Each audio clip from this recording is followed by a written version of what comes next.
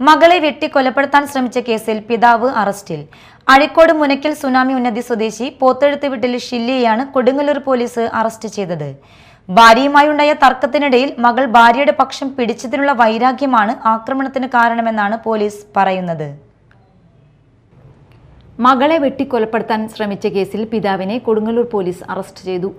Azhikode Munakkal tsunami ഉന്നതി സ്വദേശി പോത്തേഴത്ത് വീട്ടിൽ 49 വയസ്സുള്ള ഷില്ലിയെയാണ് അറസ്റ്റ് ചെയ്തത്. നടപടിക്രമങ്ങൾ പൂർത്തിയാക്കിയ ശേഷം പ്രതിയെ കോടതിയിൽ ഹാജരാക്കും. കഴിഞ്ഞ ദിവസം വൈകിട്ട് 4:45 സംഭവം. അഴീക്കോട് മുനയ്ക്കൽ സുനാമി ഉന്നതിയിലെ വീട്ടിൽ പ്രതിയും ഭാര്യയും തമ്മിൽ വഴക്കുണ്ടാകുന്നതിനിടെ മകൾ ഭാര്യയുടെ പക്ഷം പിടിച്ചതിലുള്ള വൈരാഗ്യത്തെ തുടർന്നാണ് ആക്രമണം ഉണ്ടായതെന്ന് പോലീസ് പറഞ്ഞു. സംഭവ സമയത്ത് വീട്ടിൽ മറ്റാരും ഉണ്ടായിരുന്നില്ല. Azhikode coastal police station SHO Ramesh, Kodungallur police station SIമാരായ അതുൽ മോഹൻ, ജാക്സൺ ജോസഫ്, സെബി, ഗ്രേഡ് CPOമാരായ ജിജിൻ ജെയിംസ്, ഷമീർ, വിഷ്ണു എന്നിവരാണ് അന്വേഷണ സംഘത്തിൽ ഉണ്ടായിരുന്നത്.